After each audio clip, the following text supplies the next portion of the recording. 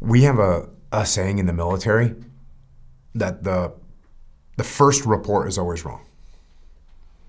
And the second and third and fourth and fifth versions might still be wrong. And that happens all the time in the civilian world as well. It happens with news reports a lot. Even when those reports are trying to tell you the truth, when they're trying to tell you the truth, when there's no political agenda around what they're saying, it's a news report about a tornado or something like that, the news outlets still get it wrong.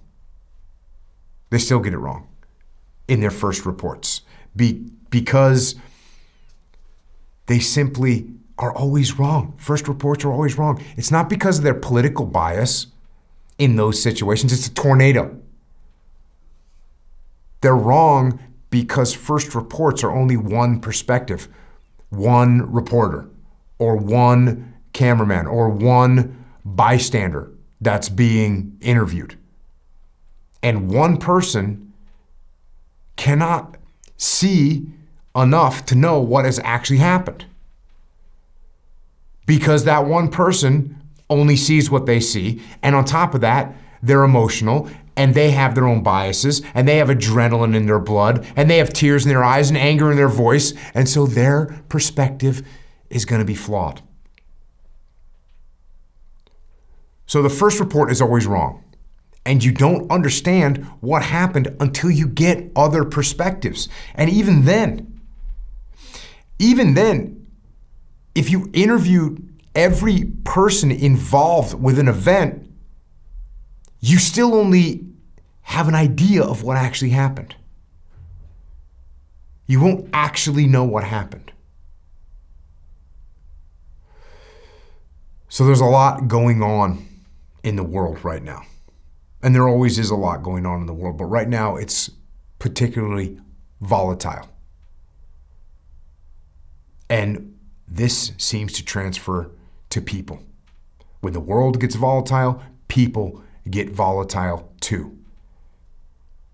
These reports that come through the airwaves can make you emotional. And by the way, they're meant to make you emotional. The news media wants you emotional because you will click more on their website. Different factions of the world want you to be more emotional because that means you're more likely to give them support.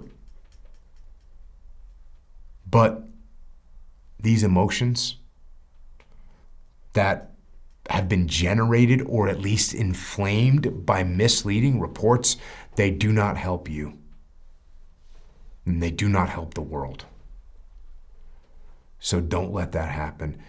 Take a step back, take a breath, try to see other perspectives, try to understand more, and don't let your emotions control how you behave. And I'm not saying don't have any emotions at all. I'm saying be thoughtful, be balanced, and be rational.